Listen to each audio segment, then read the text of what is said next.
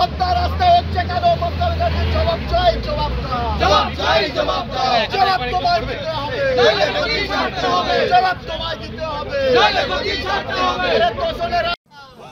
বিধানসভার বাইরে আচমকা হিন্দু সেবা দলের কয়েকজন সদস্যরা আসেন। ঈদ নিয়ে যেভাবে গোটা কলকাতা রক্তের লাল হয়ে গিয়েছে সেই নিয়ে তারা প্রতিবাদ জানান এবং প্রতিনিয়ত হিন্দুদের উপর অত্যাচার হচ্ছে তারই বিরুদ্ধে তারা বিধানসভার সামনে স্লোগান এবং বিক্ষোভ দেখাতে শুরু করেন।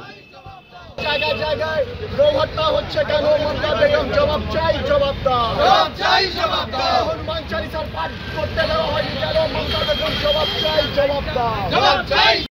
হিন্দু কলকাতার আমরা দেখছি বাংলাদেশ চলছিল, আমরা চাই না পশ্চিমবঙ্গের দোষণের বিরুদ্ধে সকল হিন্দু লাল হয়ে গেছে, লাল হয়ে গেছে রক্তে। ওটা কেন হয়েছে?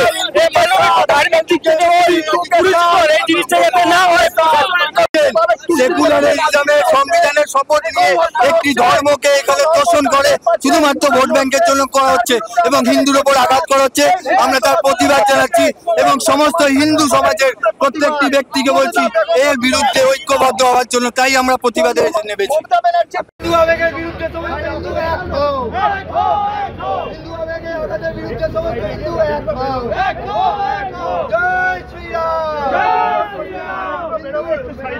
হিন্দু হিন্দু ভাই ভাই, হিন্দু হিন্দু ভাই ভাই, হিন্দু হিন্দু ভাই ভাই, হিন্দু হিন্দু ভাই ভাই।